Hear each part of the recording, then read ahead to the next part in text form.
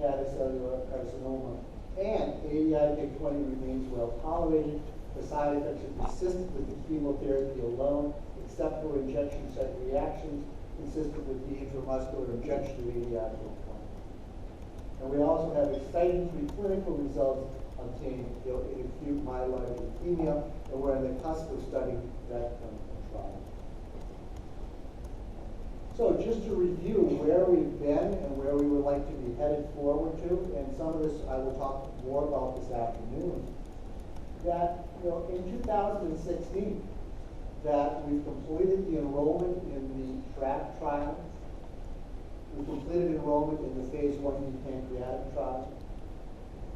We completed the phase 1 mesothelioma portion of that trial, and results were presented at the International Mesothelioma Intergroup meeting by Dr. Schlozerak. The phase 3 results were presented at ASCO. The pancreatic phase 1B data also was shown at ASCO. And the phase 2/3 mesothelioma study, the first subject is going to be dosed later this year, and as Borwin has noted, that the study has already been initiated. Moving forward, as we move into the next year, we plan in the first quarter to start the phase 2/3 pancreatic study, as Dr. O'Reilly had mentioned. We project to have the new AML study in combination with cytarabine started with the first patient in. We expect to move forward with a study with an anti-TROGRIN antibody initiated, and I'll talk more about that this afternoon. And lastly, we also plan on moving forward with a new study of FOLFOX and ADI as well. So I'd like to thank you for your interest here this morning in the session we've had. I hope this summary for what you've heard this morning is helpful. There have been some pitfalls along the way, but we think we've learned a number of things from our phase 3 study to be able to move forward with. And we're very excited to move forward with these clinical trials that have been discussed this morning.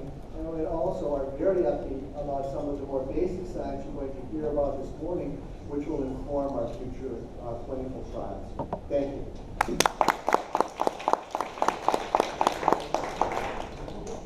So, any questions for John?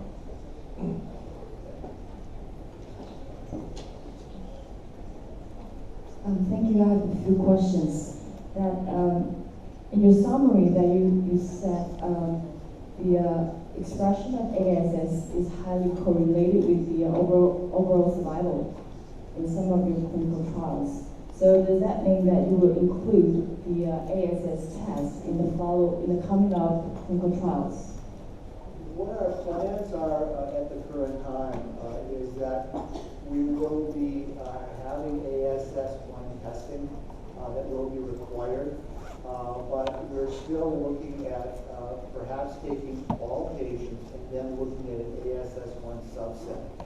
One of the things that has been learned more from some preclinical work is that certain cancer cells, even if they don't express ASS, can then turn that ASS on. And then other cells that may have low levels of ASS simply can't upregulate that level of ASS even more. So for monotherapy, it seems to be much more critical than it is for combination therapy. And part of the reason for that is that in making aspartate, one uses ATP, so you're using up a lot of energy. So that if a cancer is being attacked, not just by arginine depletion, but by other chemotherapies, that the cancer cell has only so much energy that it can spend on upregulating ASS, because it has to spend some energy to try to ward off those other chemotherapies. And if one can think about that in terms of being an attack on one wall of a fortress, but the ADI, but if you're being attacked on the south wing and also on the east wing by, say, pemetrexed and also by 5-FU, you can't spend as much of your army to try to upregulate ASS because you've got to try to ward off what's happening with the pemetrexed and also with is cisplatin. So we're going to look at this more now in these clinical trials and to try to understand better what will happen with that. But we plan on at least testing that, but it may not necessarily be only a requirement to enter the trial. And the second question is, you have mentioned that you have observed in some patients that there are ADI-PAC20 antibody building up. So could you tell us a little more details about this part in follow-up observations? Yes, that, again, arginine deaminase is a non-human protein. It comes from microbes. And so it is going to be able to induce a antibody response. And even with the polyethylene glycol, that some of that will break down with time, and parts of the arginine deaminase molecule will then be susceptible to antibody formation. So that certainly does happen, but we do see that even with that happening, that we're getting more prolonged arginine depletion and also significant responses. But we also are looking at ways to engineer the arginine deaminase in a different fashion, which will hopefully be less antigenic. The last question is, some of those trials, they seem to change the primary endpoint from the overall survival to PFS. Could you explain why? Well, the phase 1B trials tend to have safety as their primary outcome and progression-free survival and overall survival as secondary endpoints. For the phase 3 hepatocellular carcinoma trial, that the overall survival was what was recommended by the Food and Drug Administration.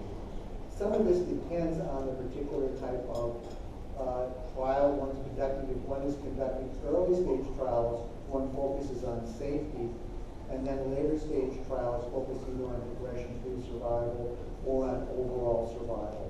And in some cancers, that, for example, breast cancer, progression-free survival is typically the endpoint because overall survival is not something that's necessarily looked at because they live for a very long period of time.